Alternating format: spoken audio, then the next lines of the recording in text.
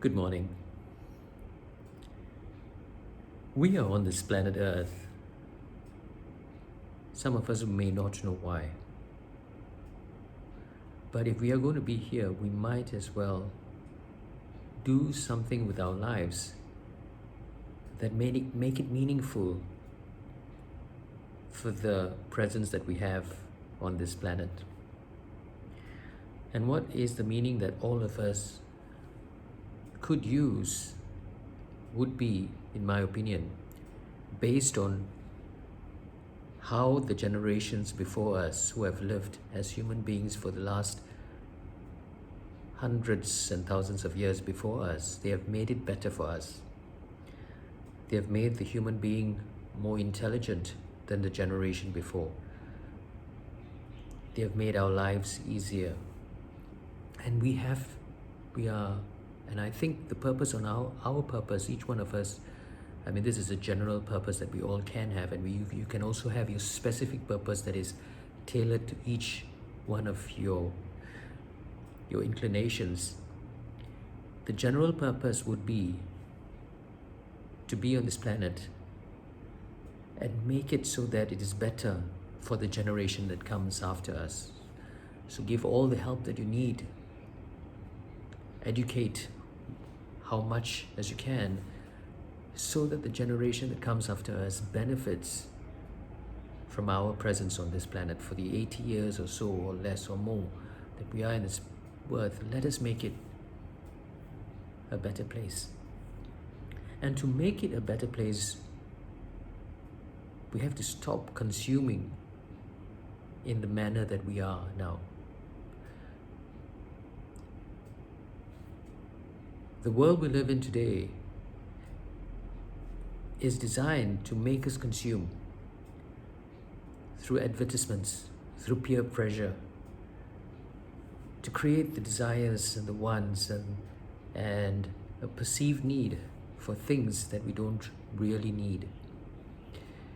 And that is not leaving the planet better than the one before, because overconsumption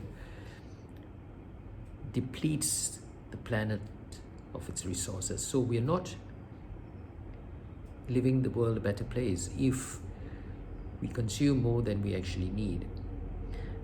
Now, in the passage I'm going to read, Jesus speaks about cutting off your hand if it detracts you from doing good, if it makes you sin. That is a tad extreme, I would think. But if you look at it as remove from your lives anything that detracts you from your purpose. If you don't need 2 cars, give away 1. I mean, he said that Jesus said it in other passages as well, other passages. But let us read what he actually says from the book of Mark, chapter 9, verses 41 to 50. Jesus said to his disciples, "If anyone gives you a cup of water to drink just because you belong to Christ, then I tell you solemnly, he will most certainly not lose his reward. But anyone who is an obstacle to bring down one of these little ones who have faith would be better off thrown into the sea with a great millstone around his neck. And if your hand should cause you to sin, cut it off. It is better for you to enter into life crippled than to have 2 hands and go to hell,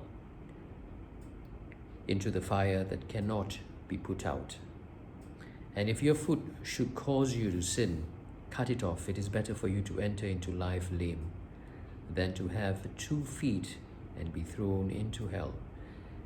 And if your eye should cause you to sin, tear it out. It is better for you to enter into the kingdom of God with 1 eye than to have 2 eyes and be thrown into hell, where their worm does not die nor fire go out. For everyone will be salted with fire. Salt is a good thing, but if salt has become insipid, how can you season it again? Have salt in yourselves and be at peace with one another. The Gospel of the Lord. So it says to remove an eye or a hand or whatever part of your body that is causing you to sin. So I would think we can't really cut off our hand or leg. We could, but I really sincerely doubt it would make you a better person. But if you could cut your consumption and cut your extra desires and very clearly think about those things that you need and those things you do not, then the generation after you will be thankful for you, and you would have done something for the planet and made your presence on this planet a bit more meaningful. My thought for this morning. Have a good day.